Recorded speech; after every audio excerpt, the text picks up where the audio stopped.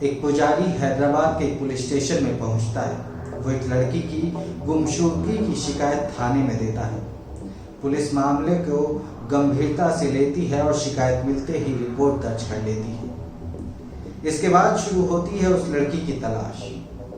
जैसे जैसे इस मामले की जांच आगे बढ़ती है, मामला दर्ज कराने के लिए आया पुजारी ही शक के दायरे में आ जाता है और फिर जो खुलासा होता है उसे जानकर सब हैरान रह जाते हैं। 5 जून 2023, जगह हैदराबाद। उस दिन एक शख्स Rajiv Gandhi international airport police station पहुंचता है। उसके पहनावे से साफ था कि वो किसी मंदिर या मठ का पुजारी है।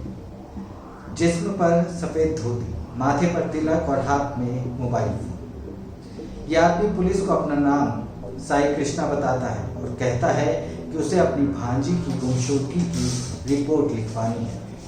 वो बताता है कि उसने अपनी भांजी अप्सरा को 2 दिन पहले यानी कि 3 जून की रात को शमशाबाद इलाके में ड्रॉप किया था, क्योंकि उसे वहां से अपने दोस्तों के पास भद्राचलम जाना था।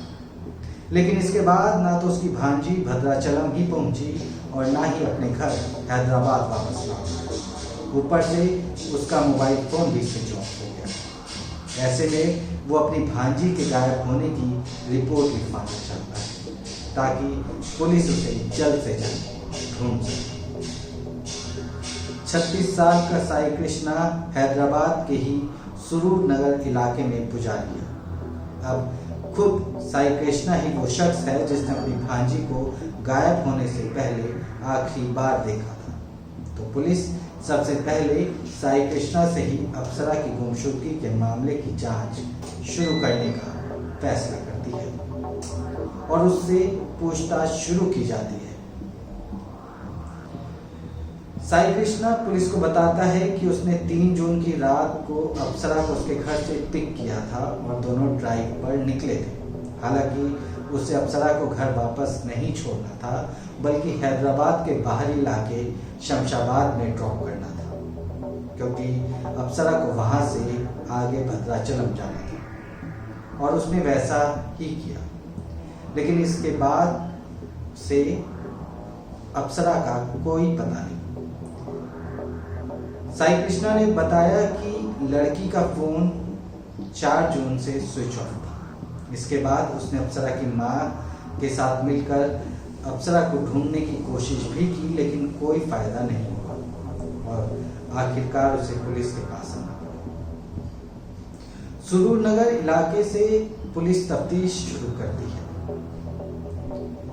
और साथ में अप्सरा की मां से भी पूछताछ की जाती है। अप्सरा की मां पुलिस को बताती है कि 3 जून की रात को उसका भाई उसकी बेटी को अपने साथ घुमाने के लिए लेकर गया था। ऐसे में पुलिस ने मामले की तफ्तीश की शुरुआत उसी सुरूर नगर इलाके से करने का फैसला किया जहां से साई कृष्णा ने अप्सरा को पिक किया था। 21 किलोमीटर के पूरे रास्ते में, यानी कि जहां से अप्सरा को पिक किया गया और जहां ड्रॉप किया करने की बात कही, वहां पर जितने भी सीसीटीवी कैमरा लगे थे पुलिस सबको स्कैन करती है, मतलब सबकी रिकॉर्डिंग चेक करती है। ये तो पता चल जाता है कि अप्सरा को कहाँ से पिक किया गया था, लेकिन अप्सरा को कहाँ छोड़ा गया था इस बात का कोई सीसीटीवी फुटेज नहीं था, क्योंकि सीसीटीवी कैमरे की फुटेज में सिर्फ और सिर्फ अप्सरा को पिक करते हुए साई कृष्णा दिख रहा था। उसके बाद शमशाबाद में उसे कहाँ ड्रॉप किया गया ऐसी कोई भी बात किसी भी कैमरे में कैद नहीं हुई थी। ऐसे में पुलिस दोबारा साई कृष्णा को लेकर थाने ले जाती है और फिर दोबारा उससे पूछताछ करती है। जब सख्ती से पूछताछ होती है और क्योंकि पुलिस का शक भी गहराने लगा था साई कृष्णा के ऊपर, तो साई कृष्णा टूट जाता है।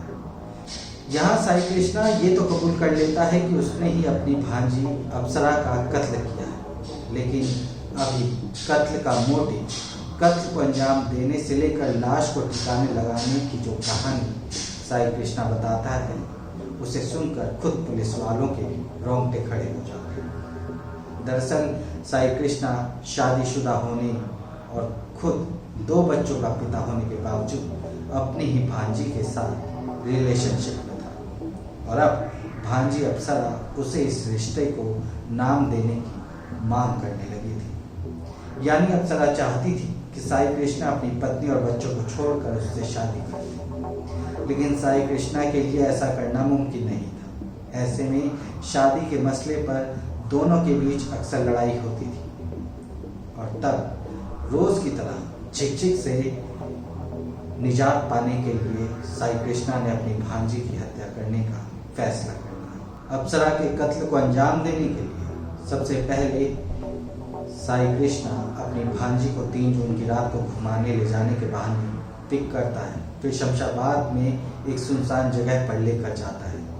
उसे आखिरी बार समझाने की कोशिश करता है, लेकिन जब वो राजी नहीं होती तो साई कृष्णा एक भारी पत्थर से उसका सिर कुचल देता है और अप्सरा की मौके पर ही मौत हो जाती है। फिर उसकी लाश को कार की डिग्गी में रखता है और ठिकाने लगाने के लिए निकल पड़ता है। मौका देखकर उसे अपने मंदिर के पीछे मौजूद मंडल रेवेन्यू अफसर के दफ्तर के पास एक मेन होल में अप्सरा की लाश को फेंक देता है। फिर सबूत मिटाने के लिए ऊपर 2 ट्रक मिट्टी भी डलवा देता है। इसी दौरान उसने अप्सरा की मां से मुलाकात कर उसके बारे में पूछताछ भी की और खुद ही जाकर पुलिस के पास गुमशुदगी की रिपोर्ट लिखवाने का नाटक भी किया।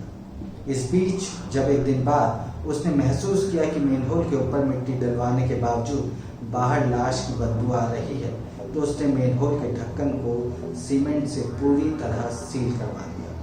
लेकिन इतना सब कुछ करने के बावजूद गुमशुदगी की रिपोर्ट दर्ज करवाने के बाद खुद अपने ही बयानों में उलझकर उसकी पोल खुल गई और उसे गिरफ्तार कर लिया गया। अब पुलिस ने मेनहोल का ढक्कन खोद कर अप्सरा की लाश बरामद कर ली है और उसे पोस्टमार्टम के लिए भिजवा दिया है। नाजायज रिश्ते को खूनी अंजाम देने वाला साई कृष्णा अब पुलिस गिरफ्त में है। तो आज के लिए बस इतना ही।